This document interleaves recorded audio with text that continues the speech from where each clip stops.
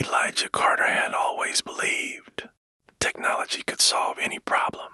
It had built his empire, earned him billions, and granted him a legacy that would outlive him. But when death took his son, all of his brilliance, all of his wealth, suddenly felt meaningless. No invention could undo fate. No amount of money could bring Leo back. But maybe, just maybe, he could create something that defied the rules of life and death.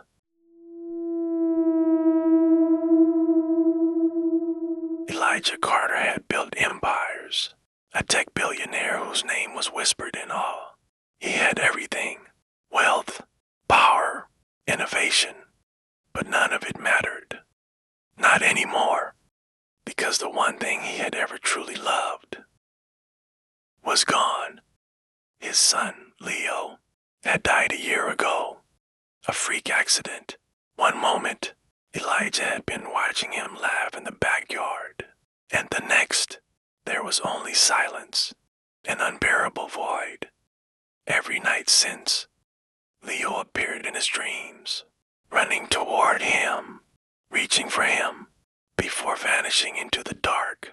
It was a cruel trick of the mind, a torment he could not escape, until an idea took root, a terrible, brilliant idea.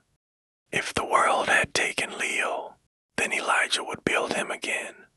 He poured every ounce of his genius, every resource he had, into the project.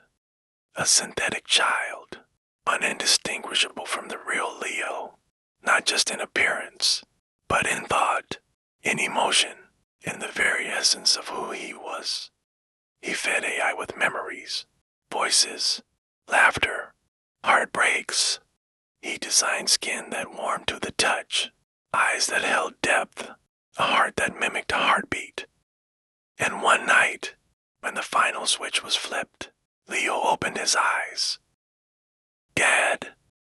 Elijah collapsed, sobbing. At first, it was perfect. Leo remembered their inside jokes, his favorite bedtime stories, the way he used to beg for ice cream before dinner. He played, laughed, held Elijah's hand just like before. But as the days passed, small things began to unsettle him.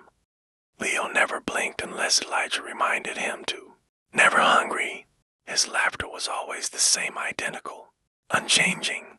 And sometimes, in the dead of night, Elijah would hear him whispering to himself in the dark, practicing the words he thought a son should say.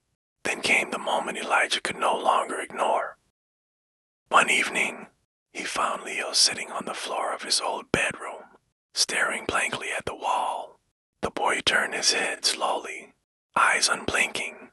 "Dad, what was it like?" he asked. Elijah hesitated. "What was what like, son?"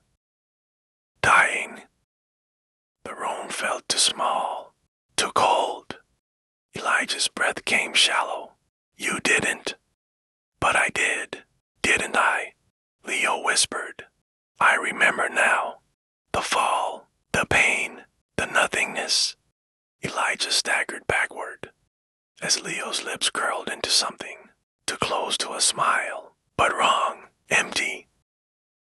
"You shouldn't have brought me back, Dad." And for the first time in a year, Elijah felt true, unshakable fear.